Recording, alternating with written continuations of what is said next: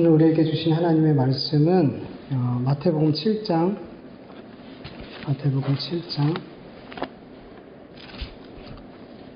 1절에서 5절까지 말씀입니다. 마태복음 7장 1절에서 5절까지 말씀.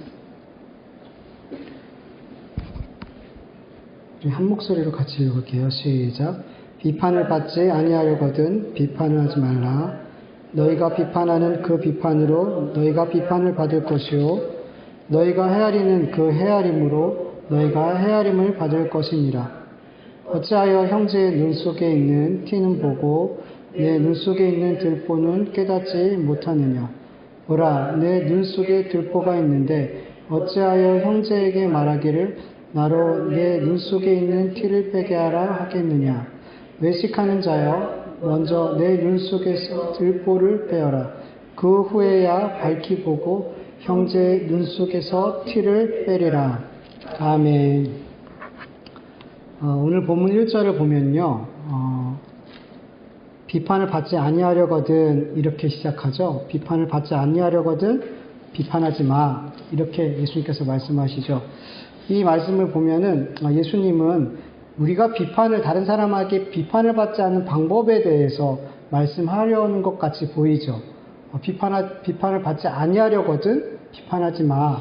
이렇게 얘기하시기 때문에. 그런데 원어를 보면요. 가장 먼저 뭐가 나오냐면 예수님은 비판하지 말라 이 말씀부터 하세요. 비판하지 말라. 그리고 나서 비판하지 말아야 될 그 이유. 비판하게 되면 우리가 비판을 받아. 이러면서 이제 정말 예수님께서 하고 싶은 말은 비판하지 말라는 거예요. 비판에 대한 금지를 말씀하고 싶은 거예요. 비판받지 않는 방법에 대해서 말씀하려는 것이 아니라. 여러분, 예수님께서 왜 비판을 금지하시는 걸까요? 여러분, 다른 사람을 비판하는 건 하나님 앞에 죄이기 때문이에요. 네. 여러분, 오늘 본문에 나오는 비판이라는 단어 헬라어 뜻을 보면 비판은 판결하다, 언도하다, 결정하다, 비난하다, 고소하다, 신문하다 이런 뜻을 가지고 있어요. 그러니까 비판이라는 뜻을 보면은 비판하는 사람의 위치가 어디에 있어요? 마치 죄인에게 판결을 내리는 재판관의 위치에 있잖아요. 판결을 하고 언도를 하고 결정을 내버리고 신문을 하고. 그렇죠? 야고보서 4장 11절 12절을 보면 형제들아 서로 비방하지 말라. 형제를 비방하는 자나 형제를 판단하는 자는 곧 율법을 비방하고 율법을 판단하는 것이라. 내가 만일 율법을 판단하면 율법의 준행자가 아니요 재판관이로다. 입법자와 재판관은 오직 한 분이시니 능히 구하기도 하시며 멸하기도 하시느니라. 너는 누구이기에 이웃을 판단하느냐? 이렇게 말씀하고 있어요. 여러분, 성경은 우리가 입법자나 재판관의 자리에 앉는 것을 허락하지 않으세요. 그 자리에 앉을 수 있는 분, 법을 만드시고 판결하실 수 있는 분은 누구라 그래요? 한 분이래요. 하나님 한 분이래요. 근데 자꾸만 우리는 준행자, 하나님의 법을 지키는 준행 자리에 있어야 되는데 자꾸만 어디에 앉으려고 그래요? 재판관의 자리에 앉으려고 한단 말이에요. 여러분, 아담과 하와가 선악과를 먹은 이유는 뭐예요? 누구처럼 되고 싶어서? 하나님처럼 되고 싶었기 때문이에요. 이후로 죄인된 인간은 그 마음속에 늘 하나님처럼 되고 싶은 그런 욕망이 있어요. 하나님처럼 되고 싶은 욕망은 여러 가지로 표출이 되지만 그 가운데 하나가 바로 다른 사람을 판단하고 정죄하고 판결하는 자리에 앉는 거예요. 하나님처럼. 하나님만 하실 수 있는 그 일을 자기가 하려고 하는 거예요. 나의 기준, 나의 생각, 나의 지식과 경험과 나의 가치관 등을 가지고 다른 사람을 옳다, 그르다 판단하고 판결하고 그렇게 하나님의 자리에 앉으려고 해요. 이게 얼마나 큰 교만이고 하나님 앞에 죄냔 말이에요. 그래서 하나님께서는 예수님은 판단하지 마 말씀하시는 거예요. 그리고 예수님께서 판단을 금지하라고 말씀하시는 비판을 금지하라고 말씀하신 이유는 남을 판단하고 비판하는 사람은 반드시 하나님의 심판을 받기 때문이에요. 네. 본문 2절에 보면은 너희가 판단하는 그 비판으로 너희가 판단을 받는다라고 말씀하시죠. 로마서 2장 1절에서 3절을 보면 그러므로 남을 판단하는 사람아 누구를 막론하고 내가 핑계하지 못할 것은 남을 판단하는 것으로 네가 너를 정죄함이니 판단하는 내가 같은 일을 행함이라. 이런 일을 행하는 자에게 하나님의 심판이 진리대로 되는 줄 우리가 아노라. 이런 일을 행하는 자를 판단하고도 같은 일을 행하는 사람아, 내가 하나님의 심판을 피할 줄로 생각하느냐? 이렇게 말씀하고 계세요. 누구를 막론하고 내가 핑계하지 못한다. 여기 누구도 막론하고 핑계하지 못한대요. 그 모든 사람들이 다 뭐 한다는 거예요? 판단하고 정죄하는 그 죄에 빠져요. 누구나. 다른 사람을 판단하는 사람은 핑계할 수 없어요. 그 사람은 반드시 자기가 정죄한 다른 사람을 정죄한 그 잘못을 반드시 그 사람도 저질러요, 안 저질러요? 저질러요. 핑계할 수 없어요. 반드시 누구나 다 누군가를 판단하고 정죄하는 사람은 누구나 다 그 판단하고 정죄한 그 죄를 범한대요. 여러분, 우린 다른 사람의 행동, 말, 결정 등을 보고 그 사람에 대해 판단하고 때로는 정죄하고 비난해요. 그런데 우리가 살면서 겪어보잖아요. 우리가 누군가를 판단하고 정죄하고 비난했던 그 말과 행동과 결정들을 또 누가 하고 있어요? 내가 하고 있더라는 거예요. 예. 우리 똑같이 내가 잘못됐다고 지적한 그 정죄한 그 행동과 말과 결정들을 하고 있더라는 거예요. 나는 엄마처럼 안 살아. 나는 아빠처럼 절대 안 살아. 나는 그렇게 부모님처럼 살지 않을 거야 라고 그렇게 부모님의 삶을 비난하고 정죄했던 자식들이 부모의 삶을 커서 답습하고 있는 모습들이 발견되더라는 거예요. 부모의 모습 가운데 나 이거 정말 엄마의 이런 모습 너무 싫어 그러고 있으면서 자기도 나중에 그렇게 자식들한테 하고 있더라는 거예요. 나는 저 자리에 올라가면 절대로 저렇게 아랫사람을 대하지 않아 라고 말하면서 윗사람을 판단하고 정죄하고 비난했던 사람이 막상 그 자리에 올라가니 아랫사람에게 더 못되게 하더라는 거예요. 그리고 가볍게는 운전하면서 얼마나 우리가 많이 운전하는 사람들을, 저도 그렇지만 도대체 왜 저렇게 운전하는 거야? 막 그러면서 막 앞질러갖고 도대체 누가 운전하는 거야? 얼굴 희끗 한번 보고 도대체 누가 이딴 식으로 주차를 해놓는 거야? 그러면서 막 정죄하잖아요. 비판하잖아요. 그러면서 나도 그렇게 운전하고 있고 그렇게 주차를 하고 있더라는 거예요. 크고 작은 일들로 우리는 다른 사람을 늘 그렇게 비난하고 단죄하고 그러더라는 거죠. 판단하고. 어떤 사람의 말과 행동과 결정들이 잘못됐다고 판단하고 정죄하고 비난하는 것은 결국 나 자신을 스스로를 판단하고 정죄하고 비난하는 것과 마찬가지예요. 내가 나 스스로를 유죄라고 말하고 있는 거예요. 내가 저 사람에 대해서 비난하면 비난할수록 그 사람을 정죄하면 정죄할수록 누구를 정죄하고 있는 거예요? 나 스스로를. 왜? 나도 그런 삶을 살 수 있기 때문에. 나도 그 잘못된 삶을, 잘못된 말과 판단을 할 수 있기 때문에. 그래서 그 비판의 강도가 강하면 강할수록 나 스스로가 내가 유죄임을 밝히 드러내고 있는 거라는 거죠. 그리고 내가 다른 사람에게 했던 그 판단과 정죄, 그리고 비난을 고스란히 나 역시도 다른 사람에게 받더라는 거예요. 근데 가장 큰 문제는 뭐냐면 하나님에게서 정죄를 받는다는 거예요. 하나님에게서. 단순히 다른 사람을 정죄했기 때문이 아니라 그 행위 자체가 누구처럼 되려는 거니까? 하나님처럼. 하나님에 앉으려는 큰 교만이기 때문에 이러한 자는 반드시 하나님의 심판을 받는다, 안 받는다? 받아요. 피할 수가 없어요. 여러분, 진정한 재판관은 능히 누구를 구원하기도 하고 멸하기도 한다고 야고보서 4장 12절에 말씀하고 있어요. 근데 여러분, 우리가 누구를 구원하기도 할 수 있고 멸하기도 할 수 있어요? 우린 못해요. 그렇게 못해요. 우리는 우리의 힘으로 누구를 구원하기도 멸하지도 못해요. 그러면서 재판관의 자리에 앉아서 누구를 판단하고 정죄하고 판결하려 한단 말이에요. 그런 자들에게 성경이 뭐라고 말씀하냐 하면, 그리고 하나님께서 뭐라고 묻냐 하면, 이웃을, 형제를 구원하지도 멸하지도 못하면서 재판관의 자리에 앉아있는 너는 누구냐? 이렇게 하나님께서 나중에 우리에게 질문하세요. 이 질문에 뭐라고 대답할 거냔 말이에요. 못해요. 이 질문에 대답할 수 없으면 심판받는 거예요. 여러분, 우리가 다른 사람을 판단하고 정죄하고 배려오려면, 훗날 하나님 앞에 이런 무서운 질문을 받지 않으려면 가장 먼저 우리는 예수님을 믿고 성령님이 임재하시는 성령의 전이 되어야 돼요. 예수님을 믿지 않고 성령이 임재하지 않는 사람은 여전히 죄의 지배를 받고 넘치는 교만으로 평생토록 하나님의 자리에 앉는, 재판관의 자리에 앉는 삶을 살면서 다른 사람을 정죄하고 판단해요. 죽는 날까지. 여러분, 권력이 있고 힘이 있고 성공하고 부유하고 지식이 있는 자들만 다른 사람을 판단하고 정죄하는 것 아니에요.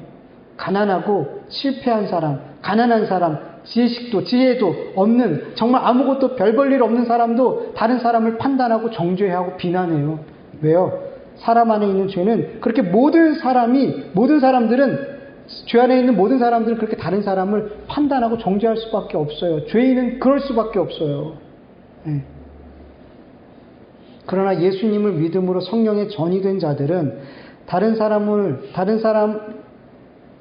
내 기준으로, 내 생각과 내 가치관으로 판단하는 것이 하나님 앞에 죄라는 것을 알기 때문에 그렇게 교만한 자리에 서지 않으려고 날마다 싸워요.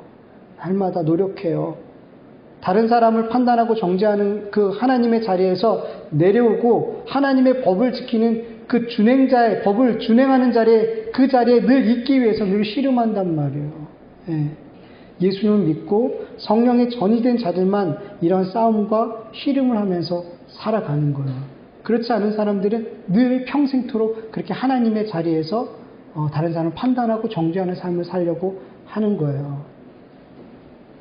그리고 우리가 다른 사람을 판단하고 정죄하고 비판하는 그 재판관의 자리에서 내려오려면 2절 말씀처럼 다른 사람을 뭐 해야 돼요?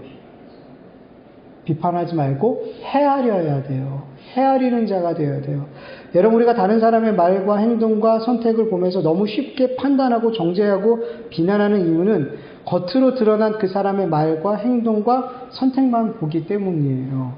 그 사람이 왜 그런 말을 했는지, 왜 그런 행동을 했는지, 왜 그런 선택을 할 수밖에 없었는지, 그 사람의 어떤 환경이나 여러 가지 생각과 그 여러 가지 심령을 전혀 생각하고 고려하고 헤아리지 않는다는 거예요. 단순히 그 사람의 결과만 보더라는 거예요. 그리고 막 판단하더라는 거예요. 여러분, 사람들은 종종 말하잖아요. 말 못할 사정이 있어. 이렇게 얘기하잖아요. 말 못할 사정으로 인해서 이런 행동을 한 거야. 이런 말을 한 거야. 이런 결정을 한 거야. 그런데 사람들은 말 못할 사정에 관심이 있어요? 그 사람이 겉으로 난 결과에만 관심이 있어요? 결과에만 관심이 있어요. 결과가 말해주잖아. 그러나 여러분, 그리스도인은 겉으로 드러난 결과보다는 이 결과가 나올 수밖에 없었던 그런 과정을 들여다보려 해야 되는 거예요. 그게 헤아림이거든요. 여러분, 우리 분명 다른 사람의 생각과 마음과 상황과 형편, 말 못할 사정을 분명 다 이해할 수도 헤아릴 수도 없을 수도 있어요. 네. 참 어렵죠. 다른 사람의 마음을 헤아리고 그 마음과 생각과 형편을 헤아리는 건 참 어려워요. 내가 아무리 다른 사람의 마음을 이해하고 헤아리려 해도 그 사람의 말과 행동과 결정들이 이해가 되지 않을 때도 있고 잘 헤아려지지 않을 때도 있단 말이에요. 그래도 여러분 괜찮아요. 하나님께서 보시는 것은 내가 그 사람을 얼마나 잘 헤아렸는지 그것을 보시는 게 아니에요. 그 노력, 그 시도, 그 사람을 헤아리려는, 그 사람의 말 못한 사정들에 대해서 좀 들여다보려는 그 노력들, 하나님은 그것을 보세요. 그것을 보세요. 어떤 사람을 잘 헤아리고 그 사람이 왜 그런 결정들과 그런 말과 행동을 했는지 그 과정들을 들여다보려는 그 노력과 시도 자체가 이미 그 사람을 판단하려는 그 판단하는 자리에서 내려와 있다라는 거예요. 그 시도, 다른 사람을 헤아리는 그 시도 자체는 이미 판단하는 자리에서 하나님의 자리에서 내려와 있다라는 증거이기 때문에 우리는 헤아리는 자가 되어야 되는 거예요. 그게 중요한 거예요. 하나님께서 그거 보시는 거예요. 네가 판단하는 자의 자리에 있냐 아니면 그 말씀을 준행하는 자리에 있냐, 하나님은 그거 보시거든요. 그래서 우리가 누군가의 어떤 결과만 보지 않고 그 사람이 왜 이렇게 말했을까? 왜 이렇게 결정했을까? 왜 이렇게 행동했을까? 그 사람을 이해하려고 그 사람의 상황과 그 사람의 마음을 헤아려 보려고 하는 그 모습 가운데서 우리는 판단하는 자리가 아니라 그 사람을 말씀 이해하는 자리, 하나님 말씀을 준행하는 자리, 그 자리에 내려오게 되는 거고, 그 사람을 위해서 기도하는, 정죄하는 자리가 아니라 기도하는 자리로 내려오게 되더라는 거예요.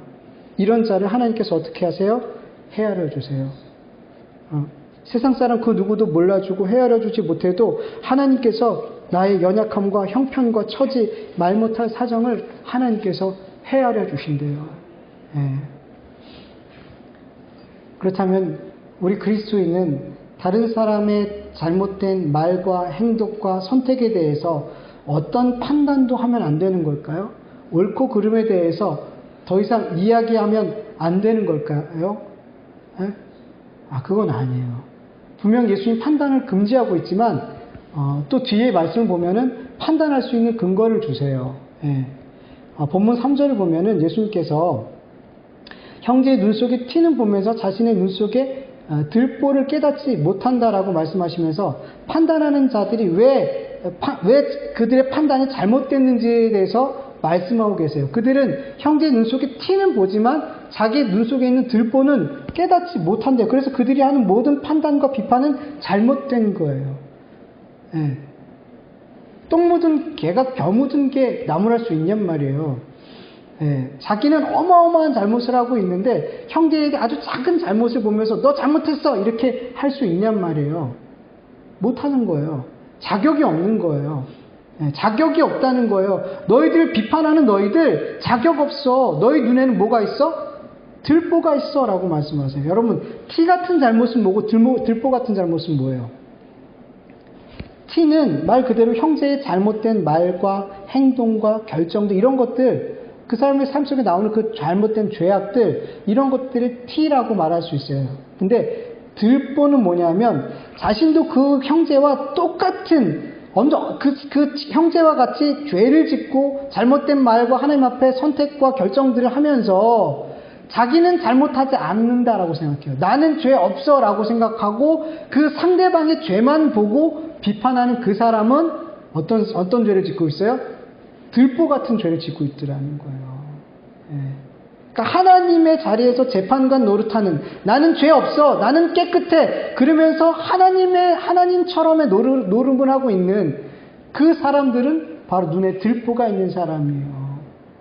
여러분 사람들끼리 서로 볼 때는 서로의 눈에 뭐만 보여요?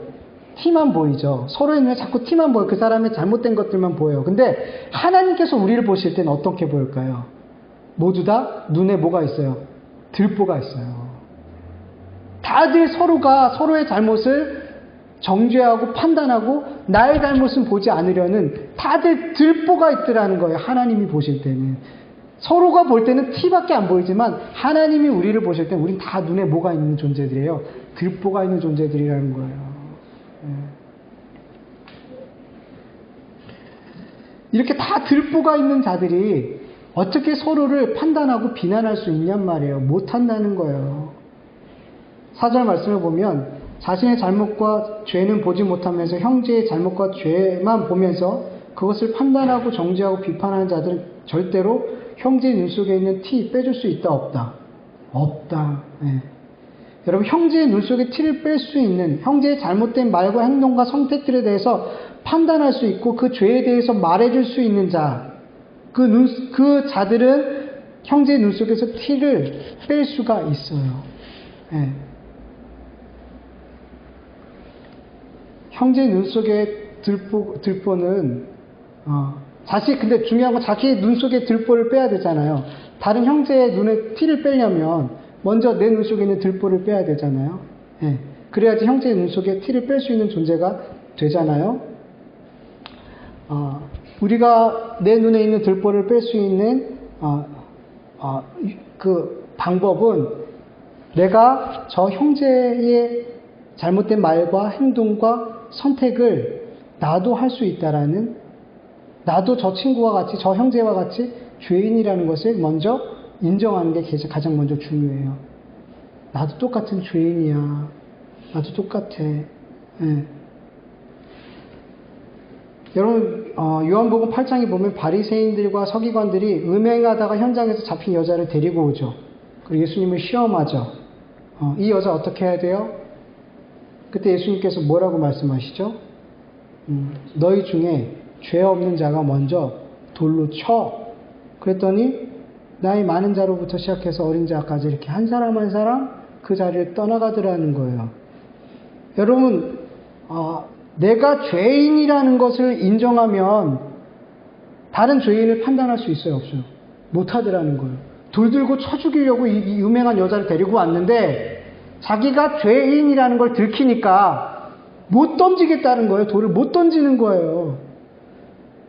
우리가 죄인이라는 것을 나도 저 사람과 똑같은 잘못을 저지를 수 있어 라고 우리가 인정을 한다면 내 손에 들고 있는 그 사람을 향해서 던지려고 준비하고 있던 이 돌을 우린 내려놓을 수밖에 없더라는 거예요. 그러면 그 사람은 절대로 재판관의 자리에 못 서요. 형제를 비판 못 해요. 그래서 여러분, 내 눈에 있는 들보를 빼기 위해서 제일 먼저 중요한 거는 내가 죄인임을, 나도 저 사람과 똑같은 잘못을 저지를 수 있다는 것을 인정하는 거예요. 인정하는 거예요. 그런데 여러분, 우리가 재판관의 자리에 앉지 않고 형제의 잘못과 그 잘못된 말과 행동과 그 선택에 대해서 어떻게 우리가 판단할 수 있을까요? 그 죄에 대해서 말할 수 있을까요? 여기서 중요한 한 가지를 짚고 넘어가야 될 게 있어요. 여러분, 우리의 눈에 들보를 빼기 위해서 먼저 내가 죄인인 것을 인정해야 된다 그랬잖아요. 그런데 여러분, 죄인된 우리가 스스로, 나 스스로가 죄인임을 인정할 수 있을까요? 나 스스로가 내가 죄인인 걸 인정할 수 우리는 없어요. 없어요, 여러분. 요한복음 1장에 보면 빛이 어둠에 비치되 어둠은 깨닫지 못하더라. 참 빛, 곧 세상에 와서 각 사람에게 비추는 빛이 있었나니 그가 세상에 계셨으며 세상은 그로 말미암아 지은 바 되었으되 세상이 그를 알지 못하였고 자기 땅에 오매 자기 백성이 영접하지 아니하였으나 영접하는 자 곧 그 이름을 믿는 자에게는 하나님의 자녀가 되는 권세를 주셨으니 이는 혈통으로나 육적으로나 사람의 뜻으로 나지 아니하고 오직 하나님으로부터 난 자들이니라. 이렇게 말씀하고 있어요. 여러분, 영적으로 어둠에 있는 자들은 절대로 자기가 영적으로 어둠에 있다라고 알 수가 없어요. 깨달을 수 없어요. 빛이 비춰져야 어둠에 있다라는 것을 비로소 알게 되죠. 그러나 참 빛이 비춰졌을 때, 예수님이라는 참 빛이 이 어둠에 우리 가운데 비춰졌을 때 사람들이 깨달았어요? 못 깨달았어요? 성경을 보니까 못 깨달았대요. 자기가 죄인이라는 것을 못 깨닫더래요. 그러나 모든 사람이 못 깨닫는 게 아니었어요. 어떤 이들은 그 어둠 속에 있다가 참 빛, 예수님이 빛을 비추니 자기가 어둠에 있다는 것을, 죄인이라는 것을 깨닫고 빛으로 나오더래요. 어떤 사람이? 하나님께서 택하신 자들, 하나님께로부터 난 자들, 그들만이 빛이 비쳤을 때 내가 어둠임을 알고 내가 죄인임을 알고 어둠에서 빛으로 나아가더라는 거예요. 여러분, 죄인이 죄인임을 스스로 깨달을 수 없어요. 빛이 비춰줘야 돼요. 그래서 우리가 죄인임을 인정하는 건 하나님께서 우리가 죄인임을 인정하는 건 하나님께서 빛 대신 예수님을 우리에게 보내셨기 때문이에요. 그래서 우리가 어둠임을 알고 죄인임을 고백할 수 있는 거예요. 그렇다면 우리의 눈에 들보는 내가 빼는 거예요? 하나님께서 빼주신 거예요? 하나님께서 빼주신 거죠. 나 스스로는 못 빼요. 그러니까 예수님을 믿는 자, 그 믿는 자들만이 눈이 밝아지고 눈에 들보가 빼지고 눈이 밝아져서 다른 형제의 죄를 볼 수 있는 거예요. 예. 근데 중요한 건 예수님을 믿고 빛 가운데 거하는 자, 이제는 선명하게 이 세상을 볼 수 있게 된 그들의 판단은 이제는 달라요. 이제는 나의 지식과 경험과 기준과 가치관을 가지고 다른 사람을 판단했잖아요. 근데 예수님을 모시고 예수님을 영접하고 빛 가운데 거하는 자는, 예수님이 그 심령 가운데 주인 되신 자는, 그의 판단은 이제 그의 생각과 기준과 가치관과 경험이 아니라 바로 예수님의 말씀, 예수님을 아는 지식과 경험과 성경적 가치관이 다른 사람, 형제를 판단하더라는 거예요. 그러니까 판단의 주체가 더 이상 내가 아니라 내 속에 계신 누가 되는 거예요? 성령님이 되시고 주님이 되시더라는 거예요.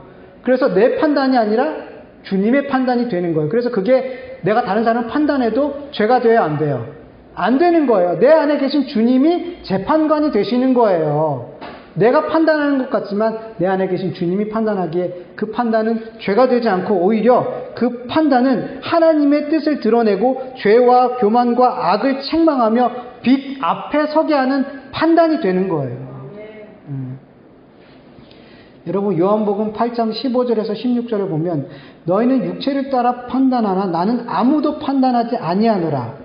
만일 내가 판단하여도 내 판단이 참되니 이는 내가 혼자 있는 것이 아니오 나를 보내신 이가 나와 함께 계심이라. 예수님께서 나는 다른 사람 판단하지 않아. 근데 혹 내가 판단할지라도 내 판단은 항상 참이야, 옳아. 왜냐하면 나와 항상 하나님이 함께 하시기 때문에 유일한 재판관이신 하나님이 나와 항상 함께 하시기 때문에 내 판단은 항상 옳아. 이렇게 말씀하시더라는 거예요. 예. 그리스도인 역시 예수님께서 우리와 함께 하시기 때문에 우리가 한다는 우리의 하는 모든 판단의 주체가 되시기 때문에 우리의 판단은 곧 누구의 판단이 되는 거예요? 주님의 판단, 하나님의 판단이 되는 거예요. 내가 재판관이 아니에요. 내가 재판관의 자리에 앉는 게 아니에요. 내 안에 계신 주님이 재판관의 자리에 앉는 거예요. 근데 한 가지 우리가 주의해야 될 것은 우리가 다른 사람을 판단하는 모든 판단이 언제나 우리 안에 계신 주님께서 하시는 판단이라고 생각하면 안 되는 거예요. 그럼 잘못하면 사익이 교주돼요. 이단돼요. 내가 하는 모든 결정이 하나님이야 이러면 이단되는 거예요. 여러분 예수님은 죄가 없으셔요. 온전하신 분이에요. 그래서 예수님의 모든 판단은 항상 옳아요.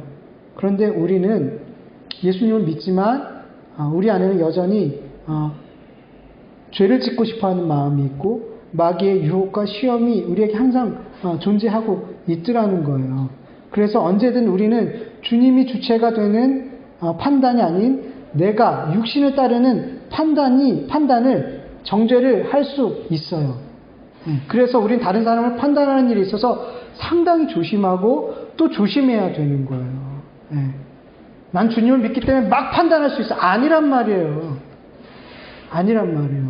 그래서 항상 조심해야 돼요. 내가 하는 이 형제를 하는 판단이 주님의 말씀에 근거한 건가? 주님을 아는 지식과 경험과 성경적 가치관에서 나오는 판단인가? 항상 생각하고 또 생각해야 되는 거예요. 우리는 언제든지 내 생각과 내 기준과 내 가치관을 가지고 세상적인 방법으로 세상의 생각과 가치로 다른 사람 판단할 수 있다니까요. 우리는. 그래서 조심해야 돼요. 그리고 무엇보다도 교회 안에 있는 형제를 판단할 때는 특별히 사랑이 없으면 판단하면 안 돼요. 사랑이 없으면. 형제에 대한 사랑이 없으면 그 형제를 판단하는 기준이 주님의 말씀이고 주님을 아는 지식과 경험이고 성경적 가치관이라 할지라도 그 판단은 하나님 앞에 죄예요. 여러분 교회 안에서 너무나 많은 잘못된 판단이 이루어지고 있어요. 이건 하나님의 말씀이야, 하나님의 뜻이야, 이건 성경적이야 그러면서 다른 형제를 막 형제자매를 판단하고 비방하는데 그 안에 뭐가 없어요? 사랑이 없더라는 거예요. 사랑이 없으면 여러분 그 하나님 앞에 죄예요. 아무리 하나님이 이렇게 말씀하셨어 이렇게 얘기해도 죄라니까요. 사랑이 빠지면 그것은 정죄고 비판밖에 남지 않아요. 아무리 하나님 말씀을 갖다 들이대도 이런 판단은 형제의 눈에 티를 빼줄 수 없어요. 교회는 사랑 안에서 형제의 눈에 티를 빼주는 판단을 해야 돼요. 먼저 사랑이 있어야 돼요. 그리고 주님의 말씀과 주님을 아는 지식과 경험과 성경적 가치관으로 그 잘못에 대해서 이야기하고 권면해야 되는 거예요. 그렇지 않으면 사랑이 없으면 내 기준이 되어 하는 사랑이 없고 내가 기준이 되어 하는 모든 판단은 교회에서 분쟁과 다툼과 분열을 일으키게 돼요. 교회에서 자꾸만 분명히 옳은 얘기를 하는데 자꾸 분열이 일어나고 분명히 하나님의 말씀으로 하나님 아는 지식과 경험과 성경적 가치관으로 누군가의 죄에 대해서 말을 하는데 자꾸만 분열이 일어나고 다툼이 일어나고 싸움이 일어나는 건 거기에 사랑이 없기 때문이에요. 죄예요. 이런 판단 교회에서 너무 많이 일어나고 있어요. 네. 여러분, 내 지식과 경험과 가치관과 기준으로 형제의 잘못된 말과 행동과 선택을 보고 판단하고 싶은 마음이 우리 안에서 쑥 올라올 때, 여러분, 나 역시도 저 형제와 같은 잘못을 저지를 수 있다라는, 나는 그런 죄인임을 기억하면서 재판관의 자리에서 내려올 수 있기를 간절히 축원합니다. 그리고 내가 주체가 되어 판단하는 판단이 아닌 주님의 말씀과 주님 아는 지식과 경험과 체험과 성경적 가치관 안에서 형제들을 판단해 주되 사랑 안에서 판단할 수 있기를 간절히 원해요. 사랑이 없다면 먼저 그 형제를 판단하기 전에 하나님 앞에 저 형제를 사랑할 수 있는 마음을 달라고 먼저 구하세요. 그런 다음에 사랑 안에서 그 형제의 눈 속에 있는 티를 빼내줄 수 있는 우리 모두가 되기를 간절히 축원합니다. 네. 한 가지만 더 말씀을 드리고 마칠게요. 여러분, 우리는 나 스스로에 대해서도 너무 쉽게 판단해요. 다른 사람도 참 많이 쉽게 판단하지만 나에 대해서도 참 많이 쉽게 판단해요. 나보다 나를 더 잘 아는 사람은 없다고 생각하잖아요. 네. 그래서 여러분, 우리는 나 자신에 대해서 너무나 쉽게 판단을 해버려요. 네. 여러분, 나 자신을 판단하는 것 역시도 판단의 주체가 누가 되어야 돼요? 하나님이 되어야 돼요. 나도 나를 판단할 주체가, 내가 나를 판단하는 것 역시도 내가 주체가 되면 안 돼요. 하나님이 주체가 돼요. 말씀이 주체가 되어야 된단 말이에요. 고린도전서 4장 3절에 보면 바울이 이렇게 고백해요. 너희에게나 다른 사람에게나 판단받는 것은 내게는 매우 작은 일이라. 나도 나를 판단하지 아니하노라. 여러분, 바울은 다른 사람들에게 어마어마한 판단을, 공격을 받았어요. 근데 난 별로 그거 중요하게 생각하지 않아. 왜 그렇게 해요? 바울에게 가장 중요한 거는 하나님이 나를 어떻게 판단하느냐가 가장 중요했기 때문이에요. 그 사람들이 나를 어떻게 얘기하고 공격하고 판단하든 그게 중요하지 않아요. 하나님은 나를 하나님의 종으로, 하나님의 자녀로, 하나님의 사역자로 부르셨기 때문에 하나님의 판단이 가장 중요해요. 그리고 나도 나를 판단하지 않는 거예요. 하나님의 판단이 가장 중요하다라는 거예요. 여러분, 신앙생활에 열심히 있고 또 거룩한 삶을 살려는 분들은 자기의 죄와 허물을 누구보다 쉽게 보고 발견하게 돼요. 그리고 누구보다 빠르게 자신을 판단하고 정죄하고 때로는 혹독하게 자기 자신을 비난해요.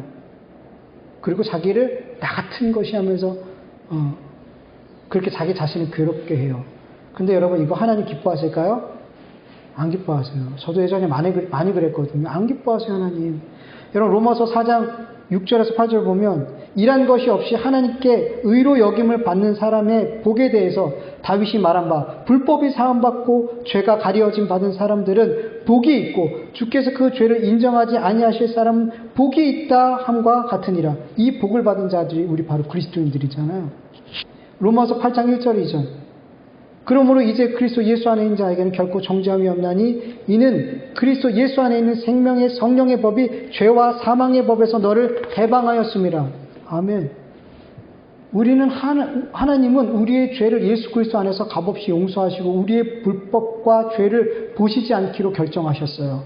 예수 그리스도 안에 있는 생명의 성령의 법으로 죄와 사망의 법 안에 있는 우리를 해방시켜 주셨어요. 그리스도 예수 안에 있는 하나님의 자녀된 우리들은 결코 누구도 정죄할 수 없어요. 나 스스로 나조차도 정죄할 수 없어요. 이것이 복음이잖아요. 이 복음을 알고 믿는 자들은 자기의 죄와 허물이 발견되어질 때 매섭게 자기를 정죄하고 판단하고 비난하고 심판하기보다 예수 그리스도의 십자가 앞에, 그 은혜 앞에 잠잠히 나아가서 그 죄와 허물을 내려놓고 회개하고 하나님께서 나에게 베푸신 은혜에 집중해요. 그 죄에 집중하면서 나를 막 정죄하는 게 아니라 나의 죄를 용서하시고 나를 불쌍히 여기시고 나를 자녀 삼으신 그 하나님의 은혜에 집중하게 돼요. 예. 여러분, 내 죄와 허물에 대해서 나 스스로 아무리 매섭게 정죄하고 책망하고 비난해도 그때뿐이에요. 사실은 우리는 또 또 죄를 짓고 또 죄를 짓고 또 우리의 삶에는 죄와 허물이 발견되어져요. 그때마다 책망하고 나를 비난해도 달라지지 않는다니까요. 그것으로 우리는 나 스스로를 책망한다고 우리가 바뀌어지지 않아요. 오히려 나 스스로 책망하고 정죄하기보다 비난하기보다 회개하는 가운데 주님께서 베푸신 끝없는 은혜와 사랑을 깊이 묵상하고 감사할 때 죄를 따르는 삶에서 점점 멀어져 주님을 기쁘시게 해드린 삶에 집중하게 돼요. 내가 이런 은혜를 받았는데 그러면서 죄와 점점 멀어지게 되는 거예요. 내 스스로 죄를 책망하고 나를 책망하고 비난한다고 내가 죄에서 멀어지는 거 아니에요. 그렇게 우리는 할 수 없어요. 아무리 나를 책망해도 나 스스로를 괴롭히는 것뿐이죠. 하나님 안 기뻐하신단 말이에요. 말씀을 정리합니다. 여러분, 우리는 우리의 기준과 생각과 경험과 지식과 가치관으로 날마다 수없이 마음으로 다른 사람을 판단하려고 해요. 그때마다 생각하세요. 나도 저 사람과 똑같은 죄인이야. 나도 저 죄를 똑같이, 아니 더 심한 죄를 나는 저지를 수 있는 죄인이야. 그것을 인정하시고 내 눈에 들보를 빼신 주님의 은혜를 기억하면서 오히려 그 사람을 판단하는 것이 아니라 기도할 수 있기를 간절히 원합니다.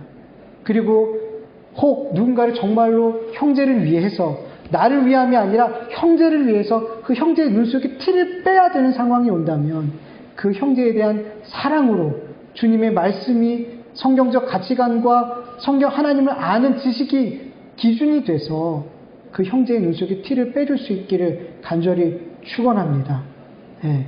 그리고 나 스스로 정죄하는 것에 대해서, 나 스스로에 대해서 비난하고 비판하고 매섭게 매를 드는 것에 대해서 이제는 내려놓고 그런 모습이 아니라 이제는 하나님의 은혜에, 하나님의 사랑에 오히려 더 집중하고 그 사랑에 머물러 있을 수 있는 우리가 되기를 간절히 축원합니다. 예. 우리 잠깐 말씀을 기억하면서 하나님 앞에